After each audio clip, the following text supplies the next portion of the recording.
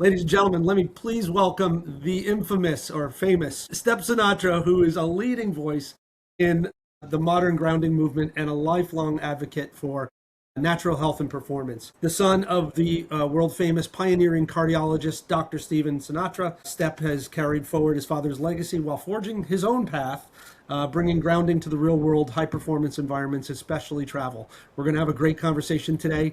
As most of you don't know, but he's a lifelong traveler. He's also the driving force behind Grounded.com and the author of Get Grounded, Get Well, with a foreword by Dave Asprey. Step has spent decades exploring how reconnecting with Earth can support recovery, resilience, and overall well-being. As I mentioned, a lifelong traveler, often spending 6 to 9 months a year on the move. He brings a unique, practical perspective on how to stay healthy, stay energized and resilient in today's high-tech, high-stress travel environments with simple, hopefully actionable strategies that you can apply wherever you go. One of the things I wanted to read to everyone here was Step sent me this, and it touched me. Even though we are aware of the harmful effects of EMF and all the other toxic components of travel, I firmly believe that we can't let that stop us from doing what we love. Never give up dreams to limitations or fears. For him, it's travel. It's been a lifelong dream. He keeps doing it no matter what the circumstances is. And for 25 years, he's done it well. Hopefully, you'll be able to learn some of his tricks and tips as we go through this today. Step, welcome. Excited Billy, to be amazing. That was such an incredible intro. Thank you so much. And this is going to be great. Fantastic. It is going to be great. Yeah. So I thought the easiest way to get things going was, as I just found out minutes ago, you'll be traveling in a few days off to Phuket from Athens, Greece, where you are now. And yes, that's not a fake background behind him. It's the real thing. It's the real deal. So why don't we go through, like, the A to Z process of that travel process for you, like what you kind of think about, how you pack, how you travel from here to there, and we'll go step by step if that's good with you. And we'll talk about things you think about from hotel and what do you do before you leave the house, all those different components. So with that, and we'll just kick off. So 3 days, awesome. How do you get from here to, how do you start the whole process? All right, well, right now I live on the island of Hydra in Greece. You can see it behind me. So I actually have to take a boat, a small little taxi boat right down from the dock. You can't see there. And I go across to that island in the back. It's actually the mainland. And then I drive 4 hours to Athens airport. So that's what my day looks like. Yeah, 4 hours on windy, crazy roads, right? So I want to be, prepped and ready to go. So it definitely starts like, getting my rest here, getting my grounding before I go, getting recharged. This is a recharging station. And that's why I moved to Greece to be grounded. Yeah, most of the time, and get natural sunlight that I'm doing now. Sorry for the glasses, but the glare is just too much if I don't do it. But I love it. Yeah, so this is my sanctuary, and I think we all have to have that in life, something that gives us, the power so that we can go out and do what we love, work hard, play hard, whatever that may be, and this is my spot. So next 2 days, I'm recharging, I'm in the sea, I'm in the sun, and then I start packing, and I will, set up the supplements that I need, of course, like that's a whole procedure, and then I'll take all the little things that I want for my EMF protection, the hats, the beanies, the scarves, my grounding mat, the pads, whatever I may take. And for this trip, it's kind of interesting. It doesn't usually go along my usual fly direct modus, which is we can get into why. I actually have to take a connecting flight. So I'll set it up on what to do. We'll get into each little piece on what's beneficial and how to avoid it. Love it. I love it. That's exactly what we like. Perfect. And for you, you're going to cover every base. So for those of you who don't have to take a boat for part of your first part, I love that because I love being on the water, but you go through, so the boat is, how long is that a boat ride? Is it a simple ferry, or how does that work? Yeah, it's kind of cool. It's like a private little taxi. They pick you up right here, and it's, it's 25 minutes. But you got to pick the day. So like when I travel, I have to look at the wind. I have to make sure the sea is not too rough. If it's too rough, I have a problem. I got to take a bigger boat. I mean, this lifestyle comes with incredible upside, but then again, convenience and other things you have to be patient with. And even more importantly, you have to really think and plan. Yes. When you're going to travel. So I think a lot of people get the whole concept of traveling, and some of them basically skip to the end. Like, I'm going on vacation and the travel is just hassle in between. But I think one of the things we'll be able to go through today is that if you think about it and you plan for it, the travel becomes just part of the overall journey. And if you do it the right way, you can actually end up, in a good positive frame of mind and hopefully and body, right? That's huge. I'm glad you said that, because honestly, a lot of this is mindset. I And love one of the greatest things about travel is you get excited. And that energy alone is powerful energy. So when you're excited, you'll do more effort than you usually do in a normal day. You'll drive the 4 hours, you'll take the boat ride, you'll do what it takes. You'll get up super early because you're going to have a great time. This is what we love to do. And I'm glad you brought that up, because if you do what you love, the universe has your back and it just gives you more fuel. And love it. And that's why, when people are traveling, getting on planes and rental cars and all this other stuff, hey, it's part of the process, and there's no way to avoid that. And if we can embrace that, make peace with it, and because we know that the outcome that week, wherever you're going to be, is going to be amazing. Gotcha. Love that. I love that. So we've talked about, we start off with the first few days, you're getting yourself grounded there. You're getting ready. Okay. So it's trip day. You're walking out the door with the bags. Walk us through it. Yep. Walk out the bags, take the boat, get the car, right? And when I Right. get into the car, this car is actually a rental. So Okay. what I do is, since it's been off for a little while, it's been sitting over there, turn the car on and it defaults back to Wi-Fi on, Bluetooth on, always. So you have to go in there first things first. I always disable that in any vehicle, and I always use, a USB-C cord direct to my phone, and that's how I do it. So that's safe. I'm not big on electric cars. They have a lot of mysterious EMF. I've tested these. I would avoid them. Even if I take an Uber and I order an Uber Black and it shows me a Tesla 3 is coming, I cancel it and I go for an XL. I'm very particular on that. Yeah. All of these little tiny things, they will add up in the course of a big travel section. And you Right. got to be cognizant of it so you can stay firm and clear and feeling great. I love it. I love it. And so you drive the rental to Athens. Yep. Do you have to stay over at Athens, or are you going to go straight to the airport, and then how does it go there? Yeah, this one I actually have to grab a hotel, stay overnight, and then get up, do the plane thing in the morning, and then there's 2 flights, so I got to go through Abu Dhabi. So, the hotels we'll check about later. I'll get into later. But let's get into the airport. So, get to the airport, drop the rental car off, swing in. Always check the bag. I'm a big believer in that just because it makes your life easier, right? And I do have a rule in life. I have 2 rules. Kind of like, I don't like to talk politics, and I always fly direct. There you go. And you're breaking one of them on this trip. Yeah, and I'll probably break the second one talking to somebody about politics on the plane. So, the direct is the way to go. I mean, for so many reasons, we don't even need to get into it, but it's like, one and done, and you're getting less exposure on every level, from another airport to, more flying time. But for this situation, I chose this flight route through Abu Dhabi because of the planes. And this is another factor, right? So I'm a big proponent of flying on a 787, which is the Dreamliner. The reason for that is it's more of a composite fuselage, and it's not an aluminum casing as much as the other 77s or the Airbus, these in the same class, Wow. 21s. I like those. If I'm talking too technical, the best thing to do is you go to AI, you type in, hey, what's a great plane to take, or where's a great place to sit if I'm concerned about electromagnetics or blah, blah, blah. Mold is a big deal. Just randomly, I'll throw out, I don't like flying the Caribbean sometimes, or I'm going to, Colombia, Costa Rica, because a lot of those planes are 783 MAX at 800s, and they are usually very moldy, just because of the way that inherent design of that plane was. Now, I hope I don't get a call from Boeing, but, yeah. So I can dork out the plane thing. I would have never even thought of it, to be honest with you, right? Would have never thought of the mold. It's Yeah, unbelievable. yeah. So the plane thing is kind of I'm particular about, and I will actually research the planes to make sure they're a little bit newer. If I can get a Dreamliner, that's my ideal situation for 2 other reasons. One, the humidity level is much higher. It's in the range of 20 to 25%. Now, when you're talking a 6 to 14-hour flight, that makes a huge difference on your hydration level and everything in your body. So being hydrated is super important. I like the humidity levels on those planes. They also calibrate at 6,000 feet for the air cabin pressure.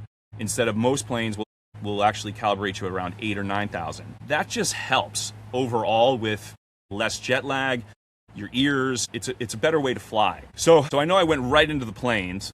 No, no, I love that though. I think because I definitely didn't realize that. And you also said the composite, the frame itself is the skin itself is not all aluminum. It's composite material. Yeah, because one of the worst things is, your guys are all talking about this, is like, look, everybody's sitting on that box, this aluminum box. You got 300 people. They're all on their phones at once, all trying to find a signal. You're in an aluminum canister. What do you think the radio signals are doing? They're just Bouncing. You're getting bounced all around. If it's a composite frame, it's going through that much easier, and you're not getting all this noise. So in a way, I know it sounds a little bit nuts, but my mind thinks of that stuff, and honestly, I feel much better. And this is anecdotal. I just felt great taking a 787. And, since I take probably, at least 50 to 70 flights a year, I used myself as a test case, and that's kind of how it happened. And you also said it has a positive effect on the jet lag, reducing the jet lag because of the higher humidity and obviously the cabin pressure. The cabin pressure, you say, is actually, so they tested at a lower level. Right. And that basically means what? It means just better oxygen. You're not, it's a little bit more oxygen. So that's another thing, you get really hypoxic on these flights, and especially these long flights. And then you throw in a couple of these planes that are, they're older, they've got some toxic residue flowing through. That's a big deal lately, actually. Or they could be moldy, depending upon the, how the system works. You really take a hit. I mean, it's a free radical hit, and you got to mitigate that many ways. And you can do it with, your mind is number one. Number two, there's supplements. Number three, and the rest of your little lifestyle choices, which add up. Yeah. So, and when you're on that plane, are there certain things or practices that you do to try to make that a more enjoyable flight for yourself, besides obviously the flight?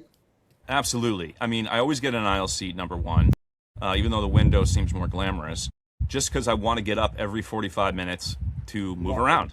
Yeah, keep that blood flow going. You got to do that as well. Yeah.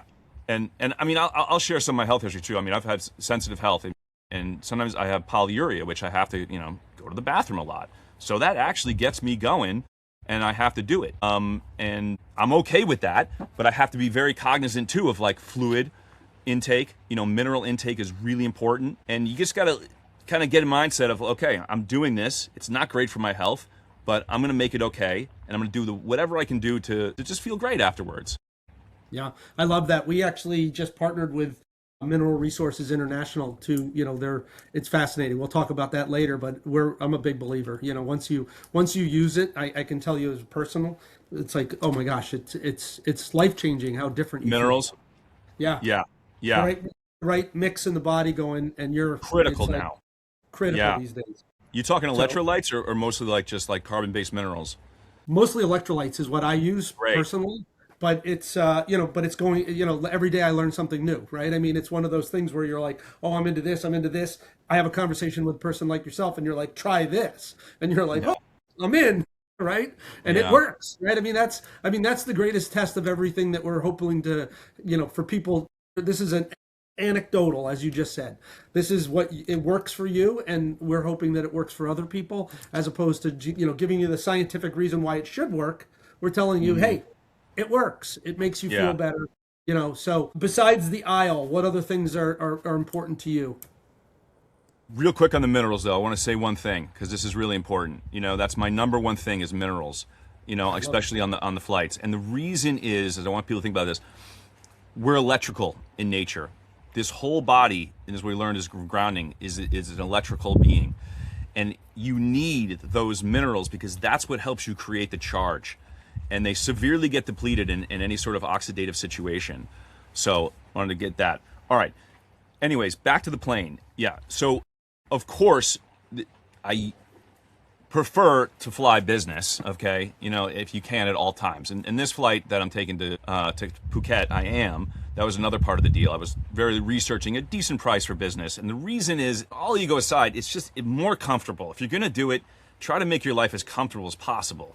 Correct. Right? And then, you can spread out, you can take a little pressure off. You're actually spaced apart from all the people on their devices. You're not getting hit. When you're in coach in that middle seat, you're getting crushed because everybody's on their iPad, their phone, their ear pub. I mean, so much. Yeah. So I like to be up in front of the plane or way in the back, and I'll tell you why. I don't like to be in the middle of the plane. A lot of people like to be on the wing. I think it's a very bad idea because depending upon the configuration of the aircraft, if those engines, those huge GE engines, they're giving off a massive magnetic field. It's massive. And if you're in the middle of the plane, you can almost feel it, right? It's resonating. And I believe that's pretty draining, right? Because you are also a magnetic field, your body, and you introduce another field to it that's man-made. I'm not going to say it's great for you. Right. You know? Right. That makes a lot of sense. It's perfectly sense, right? So that's really cool. Yeah. So that's another one. That's another one. Those are kind of the main things. What about during the flight? Do you hydrate? Do you eat? Do you eat the food that's on the plane? Do you bring your own? What are your thoughts? Always. Yeah. Right. Always bring my own food, you know, but then again, at the security, they love to put their hands in it, and you're like, come on, why do you got to do that?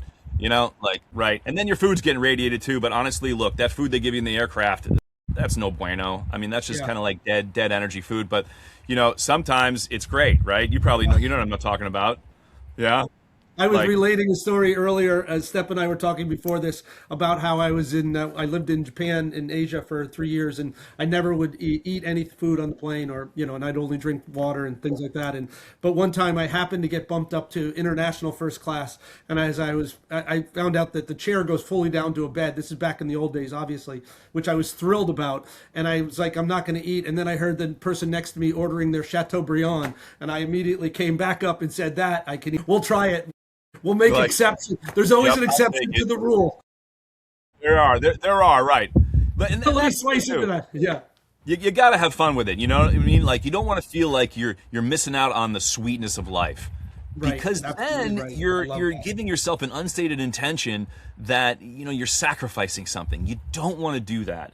You also don't want to be indulgent too much. Like, I definitely pass on alcohol. I don't drink much at all, anyways. But it's a terrible combination on a plane flight. Let's be honest. It's one of the worst things you can do, right, Billy? Absolutely. Like, you know, it's dehydrating you in a plane that is dehydrating you. I mean, we talked about it. Yeah, already. Yeah. So it's the double whammy, right? It's when you hear stories of people who get like kooky, it's really because they got the double whammy. So they got whacked. Yeah. So avoid alcohol. Fasting, hands down, is the best thing to do if you can do it on a plane flight. My little simple hacks are: I eat a lot of dark chocolate. I do drink coffee. I actually go in excess of coffee. That's very counterintuitive to a lot of other people, but I like to stay awake. I like to stay clear, focused on planes, and I want some brain chemistry, right? So I'll take, like, you know, acetylcholine, alpha GPC. I'll do a lot of brain stuff, lion's mane. I'll do cordyceps for oxygen uptake, CoQ10. You know, it depends what I get. I mean, I brought this for the plane flight. This is a great thing. You know what this is, Billy? I don't. Well, a stewardess actually almost, you know, wanted to call the captain because she saw me doing something like this, and she was really concerned. Wait. Yeah, right. It's not working. Too bad. But anyways, it's a nebulizer. Okay, so this is one nebulizer. I love it. Amazing hack for a plane. You know, what I do is I put either some water or you put Quinton water in there. Do you know what Quinton is? I don't. Okay, Quinton is something like, I think I brought one to show you. Here it is. Okay, it looks like this, right? This is Quinton, and it's isotonic or hypertonic. It's basically seawater, like behind me. Okay. Gotcha. And filled with tons of minerals. It's the amniotic fluid of the earth, let's just say. It's some of the best stuff you can take for yourself. So you can either nebulize this, which you put in here and you blow it. It's really hydrating. It's also cleansing and purifying. Salt is great for the lungs. Absolutely. Yeah, and you do that on a plane. I put a couple drops of iodine in there. Never get sick. Wow. Never get sick. Okay? And other people got sick around me, whatever. And another thing, if people are coughing around you and somebody's like hacking up a lung or whatever, do not get frightened. Right. You will be fine. Freak out. Yeah, do not freak out, you know? Yeah, especially maybe you can wear... Especially if you've done the nebulizer and all that, right? Yeah. Because that's the key. That's key, and there's iodine. There's another product I like called Glutastat, made by a good friend of mine, John Laurence. He has a company called Mitozen. I really like that one. It comes with a lot of essential oils. I do some nasal sprays too. I like to keep that whole area hydrated, super important. Yeah, I And agree with then, that. yeah. And then, just get up and move. When you're in the bathroom, spend an extra 30 seconds kind of just moving around, jumping around, kind of getting your lymph flowing like this. Nobody can see you. Who cares? Look in the mirror, do a couple dances, whatever. I Like, love it. yeah, you gotta move. You got to Gotta do move. it. You got to do it. You have to move. Yeah, Hmm. we were just talking about it in a previous conversation where they said that lift the heels. While you're sitting, lift your heels up and down like you're walking, and it helps constantly keep that you moving and the flow going. Yeah. And I loved it. It was fabulous. Yeah, it's a qigong thing. Yeah, absolutely. That's right. Okay, so then we get there. So now, are there things you do as soon as you land to help you kind of get grounded again? And what are the things that you do once you land? Yeah, that's critical. Okay, great. So once I land, I'm always wearing grounded shoes, by the way. This is another great thing, which a few of these companies come out over the past few years. They're fantastic. So big proponent of I'm actually wearing some right now. You can kind of see these are just these sandals. And they're made by a company called Round. They have the copper rivet and a Rizal. Sorry, these are Rizals. And these are great. They're just comfortable, all natural materials. And I will wear grounded shoes, kind of counterintuitive in the airport, but as soon as I get out of the airport, they are game on, right? Right. And Right. and anywhere I go, Okay, but let's back up. Plane lands, you get off, Yep. right? It's great to get off first too. You can because you're just out. You get off, Get out of it. immediately beeline to the bathroom.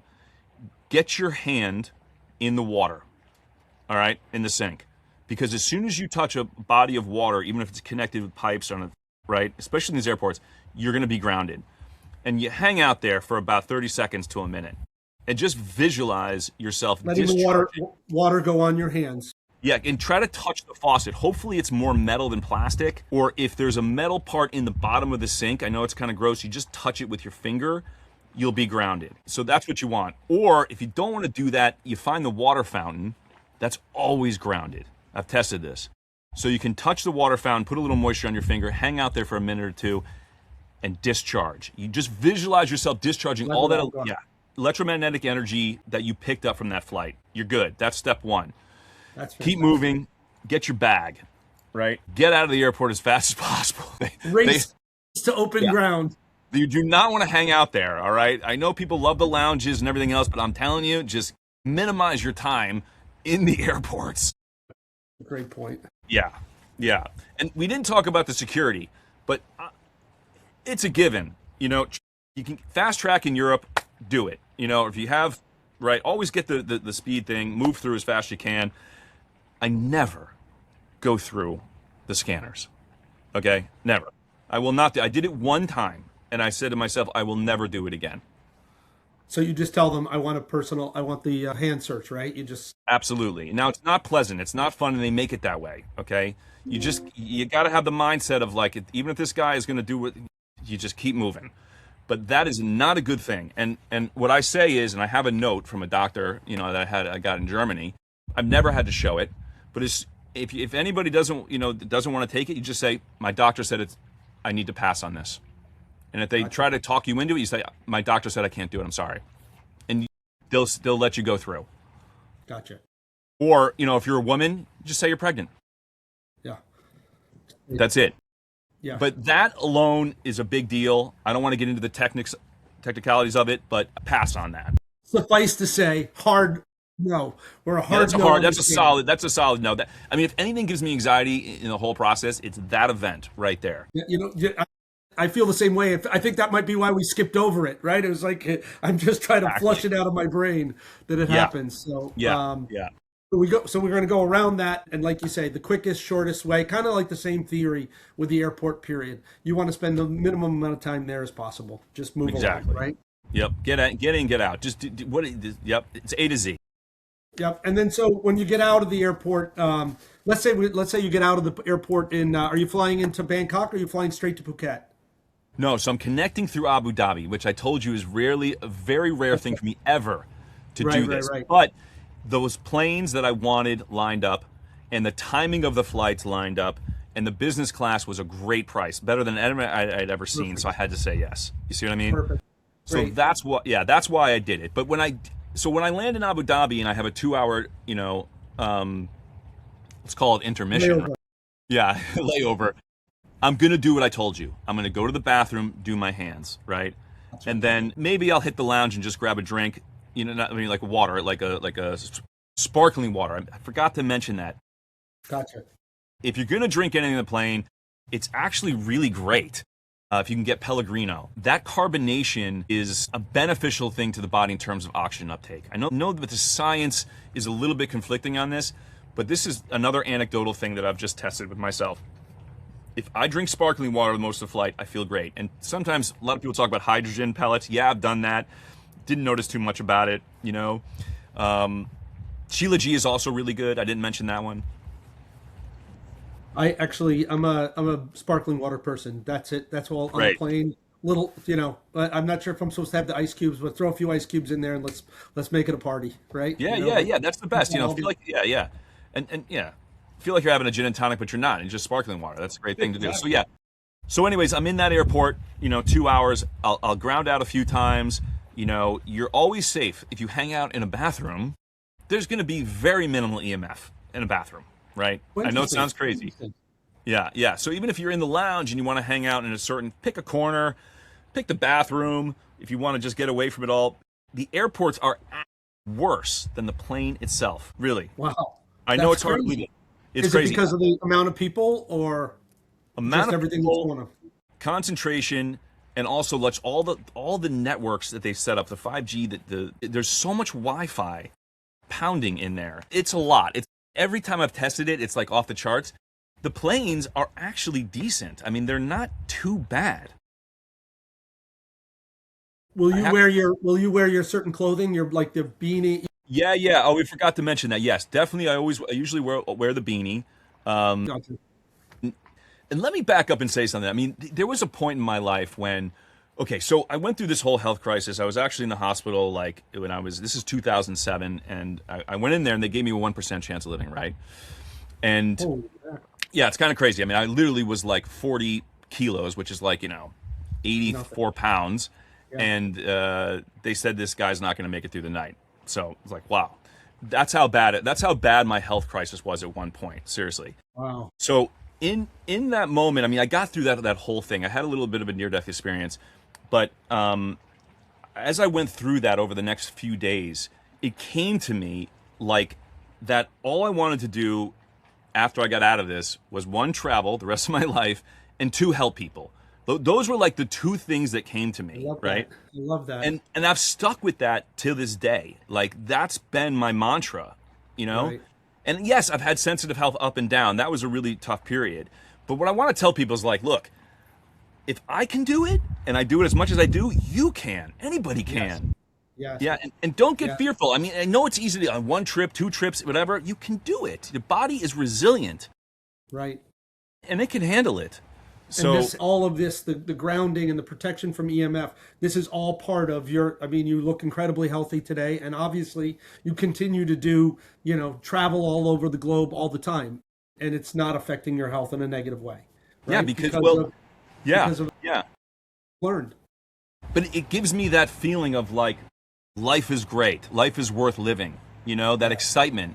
And if I don't have that, sometimes my health goes backwards. It's like, I gotta follow that purpose. But I don't have a family, I don't have certain things where like, I come home to that kind of thing. So it's like, I have something else that's dear to my heart, right? Yeah, I love that. Yeah, I love that. It's important. So anyways, we were back on the plane with the scarves and the hat, and the thing is that after I got out of the hospital, I got turned on to grounding, and that was my thing.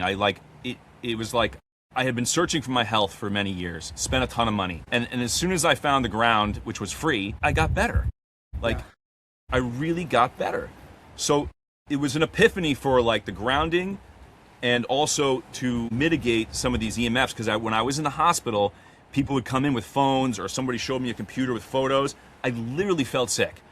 Like, almost I wanted to throw up. So I knew then that when the body's in a weakened state, your field is low, you really can't handle these electromagnetic fields.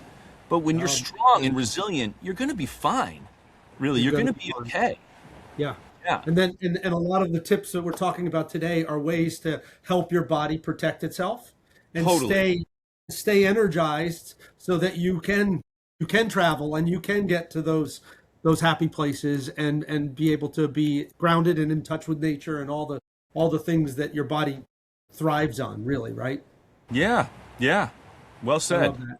I love that. That's fantastic. So when you land in Thailand, what are the next steps? Where where are you going? And then I'd love to talk about the hotel, maybe give people a little Yeah, let's do that. insight, some of your thoughts there. Yep, same thing. Okay, get out of the airport with your bag. You're waiting for the taxi, or you make sure you call a good Uber. Grab a tree, a leaf, or piece of grass. Just touch it. Okay, just do it. You know, for like as long as you can wait for. Because the sooner you get grounded, especially when you're doing international time zones, your body has an innate intelligence. It immediately recalibrates to kind of that area. I firmly believe this. Well, that's phenomenal. Yeah. That's I mean, phenomenal. it's a really interesting thing. So I think the grounding is the number one thing for jet lag. And there's, companies you see all the time trying to come up with products here and there and there. I let all that stuff go. Just get grounded. Now look, if it's cold and it's the winter or whatever it is, the number one thing you need to do is you get to your hotel and you take a shower. A long shower. Or you take a bath. That's the best. Now with Phuket, I get in at 7 a.m. I'm going right to that hotel at 8. The first thing I do after I handle a check-in is I put my feet right on the beach. And I'll probably put my head under the water. Yeah. The number one gold standard, That's it. is Right. this water behind me. Sea, ocean, you're great. You will discharge everything and immediately get grounded. And what happens is when you're going through all this travel program, the cars, the airplanes, etc., the scanners, everything else, your blood becomes hypercoagulated. What it means is the blood becomes thick. And that's what, the research shows on electromagnetics is that's kind of what it does. So grounding is the antidote. Grounding thins the blood. That's what it does. And this is the study that my father did, which I believe is like a Nobel Prize material, because when you're grounded, you increase this thing called zeta potential, which means the charge between the red blood cells. It becomes stronger. And your blood cells literally repel each other so that they flow through the veins, capillaries. It's a fascinating piece of science. Right. So And that's the whole concept around reducing inflammation. So the inflammation is the blood getting thicker, and then reducing that allows it to thin it out and flow through your body. And that's Exactly, what Billy. ultimately makes you feel better, right? yeah, you're putting the fire out. That's it. I love that. I love that. That's actually fascinating. I'm learning as we go here, Steph. This is phenomenal. Hey. What about any things you look for at a hotel? Like when you're looking to book a hotel, are there considerations like you had with the plane? Yeah. In terms of things you look out for? Yeah, absolutely. I mean, I'm kind of a strange traveler, first of all. I mean, I rarely book anything in advance. That's number one for me. I actually like to go to a place first, sniff it out, literally see it, see if I like the energy behind it, see how it's laid out. And then Love that. I always look at a room first before I take it. More because I'm sensitive to mold. That's another big thing. And I want to tell people this, like if you do have electrohypersensitivity EHS, it's usually because of a few factors. One, you had mold exposure in your life that was pretty significant and the body hasn't been able to fix itself, immune system dysfunction a little bit from that. And I went through that as a child. Two, you had a head injury. I also had one of those and I was really sensitive after that.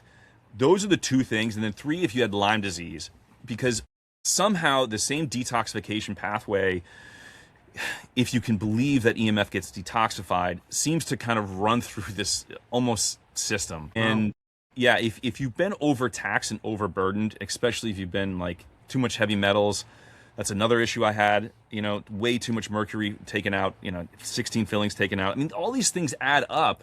And I believe that's why I went through the health crisis I talked about. And once again, if I can do it, you can do it. Because the message is like, we live in a toxic world, right? So much. This is what my father would say all the time. It's like, look, you live in a toxic world. Don't let it bother you, but you gotta be smart about it, right? Yeah. Don't be a fool. Yeah. Right? Just be smart. That's it. Yeah. You Love it. gotta choose, you gotta really make your choices wisely. Okay, so back to the hotel. So I prefer to stay in like boutique-y small hotels. Why? Because look, you're gonna stay at one of these name brand big Marriott's or wherever. Okay, they're easy, I get it. But the thing is, they spend a lot of money on EMF infrastructure. right? Like Wi-Fi build out. It's just much harder to disable and detect. The smaller boutique hotels, they're not going to spend that kind of money. They are going to rig up a different type of system that's usually like in the hallways, and you can see where the routers are when you're walking through. So that's another thing. When you're going to choose your room, you kind of you look and you look up in the hallway and you can see if there's a Wi-Fi router there. Great. Don't take the room. The doorway is right there. Try to get the room that's down the hall. You know, down the hall from the router. Yeah, exactly. Be as far away from that thing as you can. Now, another reason I moved to Europe is because they have better standards on Wi-Fi, let's say, signals strength. The US doesn't care. They do not have your health in mind. All right? These big hotels, they will blast the highest amount they can so that you have good conductivity. In Europe, they're under regulations not to do this. Got it. Well, that's another thing. When you travel in Europe, you're a little bit safer. Now, look, the rooms are smaller, more compact. If you get into a room, the first thing I do is there's two things to look for. One, you look at the TV. So usually behind the TV, there's usually a router, or there can be something embedded into the wall. Sometimes you can disable this just by pressing the button, or you literally unplug it, okay? And you can tell by either there's a light that'll go off, or I always travel with a meter. That's another huge thing. And I have my meter, and I have it on. I unplug it. If it goes blank, I'm safe. Great, done. Check out, plug it back in. No brainer. Okay, right. Next thing, the phone. There's always the phone right next to your head. Terrible. Usually that phone is blasting. It's usually a cordless phone, or it's with an Ethernet cable that sometimes broadcasts the Wi-Fi. Sometimes. Just pull the plug out. Done. Take it out. Yeah. Yeah, those two things. And then if you want to be extreme, which I am, you know, I do it all. But it's for your health. So you find the circuit breaker, and at night, you shut it down. Okay? You just shut the whole thing down. And that's an awesome, great thing to do in your house anyways, if you want to sleep. I know that's a little extreme for people. I get it, but I do it. It won't disable the Wi-Fi always, because sometimes that's hardwired into the entire electrical system of the hotel. Got it. Makes sense. Yeah. It's interesting. We had, the other day, we had a woman talk about how in the US, they're putting routers under the bed, right under the middle of the bed. It's no, they are. It's like crazy. It's unbelievable. That's why you need a meter. You need like a seeing eye dog. Yeah. To give you a heads up. It'll give you a heads up. It really will. So that's critical. I would say invest in one of those, learn how to use it, and you'll be much better off. I love it. I love it. And we've talked about, and I love how we've talked about a little bit about how grounding has helped you as you recover, right? But this is not just your story, it's everyone's story, right? Grounding can help you recover from flights, from bad energy, from the vehicles, to your point, the electrical vehicles.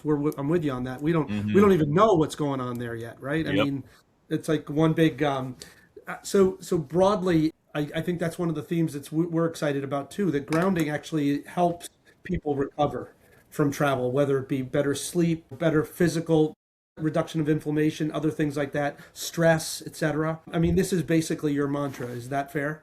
Yeah, for sure. Absolutely. You know, and like I live on airplane mode. I really do. My phone is probably on airplane mode 80% of the time. I've set my businesses up that I make phone calls when I want to make them. I don't like being available, having the phone on, waiting for a call. I don't like that. And I turn it off, of course, every single night. Make sure the Bluetooth, the Wi-Fi is turned off. They're always emitting a signal. And especially never plug in the phone and then use it. That's one of the worst things you can do. That just really is a amplified situation. But no, getting grounded for sure is one of the best things you can do. It's why, you know, I wrote the book with Sharon Whiteley and my father, and the science is fabulous, and I can go into it. I love going into the science, but it's just so intuitive. It's so simple. It's so primordial. And, you know, and here's just a simple thing is like, you know, we're an electromagnetic being. You have a magnetic field. Right. You were designed as this body, this system, to be in touch with nature. That's how we were originally built, this primal being. And when you're in the forest or you're walking down these paths, or I'm here by the sea, I'm even hearing the sounds. These are all frequencies. The sunlight, it's really a frequency. It's energy. Yeah. So these are communicating with my nervous system, and that's the critical thing. Everything comes down to the nervous system. Nervous system regulates almost everything. And I want my nervous system to be harmonized. And that's what nature does. It's like you can't even explain the intelligent communication that's going on between my nervous system, your nervous system, and the nature around us. And then when we're in a man-made environment, right, the body has to recalibrate. And the nervous system is intelligent enough to do this. It's an amazing, fascinating piece of technological equipment. Think about the body this way. It will recalibrate, but you will go through a certain period like this. Just some people are way more sensitive than others. I am one of them, okay? And that's why I sympathize with a lot of people that struggle and a lot of people that have health issues, because I've been there. And that's my thing. I just want to help people feel better, because when you feel good, man, life is good. That's it. Yeah. And when you feel good and you get to go to all these different places that your heart wants you to go to, Yeah. and you feel good there too, that's why we're here, right? That's the whole Why we're purpose here. for living. That's Yeah, right. live your life, live it. Don't, yeah, right. I love it. I love it. This has been fantastic, Steph. I think that from my perspective, it's like, gave them the roadmap, right? Like you got a cheat sheet for how you can face some things that might face your fears in some ways. And I love that last part. Nature harmonizes your nervous system. That's right. That's really the key to this whole program. So if we can get it right, and I appreciate you, and I appreciate the fact that you really want to try to help people, and that's what this is all about. Thank you so much for your time. Billy, thanks. Really appreciate doing this with you today. Yeah.